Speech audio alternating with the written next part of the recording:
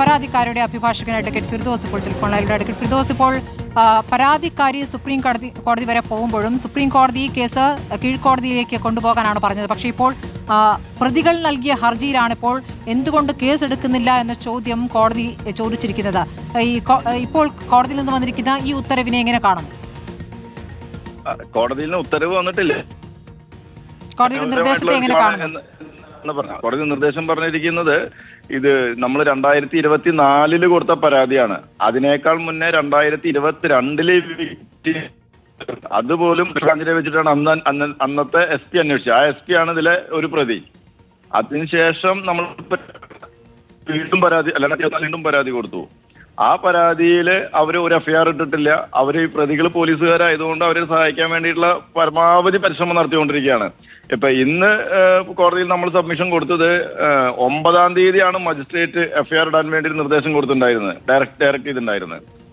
പക്ഷെ ഇന്നൊക്കെ 7 ദിവസം കഴിഞ്ഞു, ഒരാഴ്ച കഴിഞ്ഞു. ആ പോലീസ് അവിടെ ചെയ്യുന്ന ഒരു തന്ത്രം എന്താന്ന് വിചാരിച്ചാൽ, ഈ കോടതിയിലേക്കുള്ള ഒരു പോലീസ് ജീവനക്കാരുണ്ട്, ആ ജീവനക്കാരനെ കൊണ്ട് ലീവ് എടുപ്പിച്ചേക്കാണ്. അയാൾ ലീവാണ് അന്ന് മുതൽ. അയാൾ ലീവാണെങ്കിൽ പുതിയ ഒരാളിനെ അവിടെ ഡെപ്യൂട്ട് ചെയ്യേണ്ട ആവശ്യമുണ്ട്. അത് SHOയുടെ ഉത്തരവാദിത്തമാണ്. ഞങ്ങളിപ്പോൾ ഇതിൽ ചെയ്യാൻ പോകുന്നത് എന്താ വെച്ചെങ്കിൽ, അടുത്ത ദിവസം SHOക്കെതിരെ ഇതിലൊരു ഒഫൻസ് ഉണ്ട്. SHO ചെയ്തത് ക്രിമിനൽ കുറ്റമാണ്. അപ്പൊ SHOക്കെതിരെ നമ്മൾ നടപടി സ്വീകരിക്കാൻ പോവാണ്. അടുത്ത ദിവസം പൊന്നാനി മജിസ്ട്രേറ്റിനെ സമീപിച്ചിട്ട് SHOനെ പ്രോസിക്യൂട്ട് ചെയ്യാൻ വേണ്ടിയിട്ടുള്ള നടപടികളിലേക്ക് നമ്മൾ കടക്കും. ഇനി പോയല്ലേ പറ്റൂ, കോടതിയുടെ കൃത്യമായ നിർദ്ദേശം വന്നിരിക്കുന്നു. തീർച്ചയായിട്ടും. കാരണം SHO ഈ ചെയ്യുന്നത് 2 വർഷം വരെ ശിക്ഷ കിട്ടാവുന്നതും ഏറ്റവും കുറവ് 6 മാസമെങ്കിലും അയാളെ ജയിലിടാവുന്ന കുറ്റകൃത്യമാണ് അയാൾ ചെയ്തിരിക്കുന്നത്. ഇതിപ്പോൾ ഈ പോലീസ് ഉദ്യോഗസ്ഥർ ഉൾപ്പെട്ട കേസായതുകൊണ്ട് പോലീസിന്റെ അന്വേഷണം നിഷ്പക്ഷമായി നടക്കുമെന്ന പ്രതീക്ഷയുണ്ടോ? അല്ല മറ്റേതെങ്കിലും ഏജൻസികളെ ഏൽപ്പിക്കണമെന്ന ആവശ്യം പരാതിക്കാരി മുന്നോട്ട് വെക്കുമോ? ഇല്ല, ഇതില് പോലീസ് വേറെ ഏജൻസിനെ ഏൽപ്പിക്കുക എന്ന് പറഞ്ഞു കഴിഞ്ഞാൽ അത് CBIമാരുള്ള ഏജൻസിനെ. CBIയിൽ നമുക്ക് വിശ്വാസമില്ല ഇത്തരം കാര്യങ്ങൾ അന്വേഷിക്കുന്നതിൽ. CBI ഒന്നും കാര്യപ്പെട്ട ഒരു കേസ് പോലും അന്വേഷിച്ച് കണ്ടെത്തിയിട്ട് എന്റെ അറിവിലില്ല.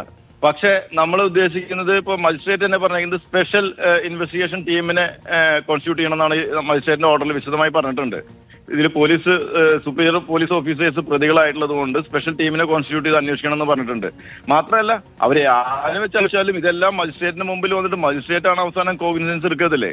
ആ സാഹചര്യത്തിൽ നമുക്കും കൂടി അത് കാണാനുള്ള സൗകര്യമുണ്ട്. നമ്മൾ അതിലെ തെറ്റുകൾ ചൂണ്ടിക്കാണിച്ച് ആ അന്വേഷണം പ്രോപ്പറായിട്ട് തന്നെ കൊണ്ടുപോകാൻ. ശരി, അപ്പൊ ഏതായാലും പരാതിക്കാർക്ക് അനുകൂലമായ ഉത്തരവുണ്ടായിരിക്കുന്നു, തീരുമാനമുണ്ടായിരിക്കുന്നു കോടതിയിൽ നിന്ന്.